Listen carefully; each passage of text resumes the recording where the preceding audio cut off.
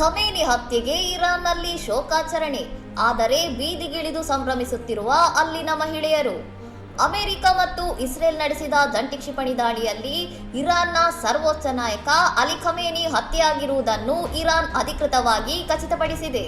ಹತ್ಯೆಯ ಬೆನ್ನಲ್ಲೇ ಇರಾನ್ ಸರ್ಕಾರ ದೇಶದಾದ್ಯಂತ 40 ದಿನಗಳ ಕಾಲ ಶೋಕಾಚರಣೆ ಘೋಷಿಸಿದೆ. ಆದರೆ ಇರಾನ್ನ ಅನೇಕ ಮಹಿಳೆಯರು ಈ ಸಾವನ್ನು ಸಂಭ್ರಮದಿಂದ ಸ್ವಾಗತಿಸುತ್ತಿದ್ದಾರೆ. ಇರಾನ್ ಮುಕ್ತವಾಗುತ್ತಿದೆ, ನಮಗೆ ಸ್ವಾತಂತ್ರ್ಯ ಸಿಗುತ್ತಿದೆ ಎಂದು ಸಾಮಾಜಿಕ ಜಾಲತಾಣಗಳಲ್ಲಿ ಪೋಸ್ಟ್ ಮಾಡುತ್ತಿರುವ ಮಹಿಳೆಯರು ಸಾರ್ವಜನಿಕವಾಗಿ ನೃತ್ಯ ಮಾಡಿ ಸಂತಸ ಹಂಚಿಕೊಳ್ಳುತ್ತಿದ್ದಾರೆ. ಖಮೇನಿಯವರು ತಮ್ಮ ಉನ್ನತಾಧಿಕಾರಿಗಳಾದ ಅಲಿ ಶಮ್ಖಾನಿ ಮತ್ತು ಮೊಹಮ್ಮದ್ ಬಾಕೂರ್ ಅವರೊಂದಿಗೆ ಪ್ರಮುಖ ಸಭೆ ನಡೆಸುತ್ತಿದ್ದಾಗಲೇ ಈ ದಾಳಿ ನಡೆದಿದೆ ಎಂದು ವರದಿಗಳು ತಿಳಿಸಿವೆ.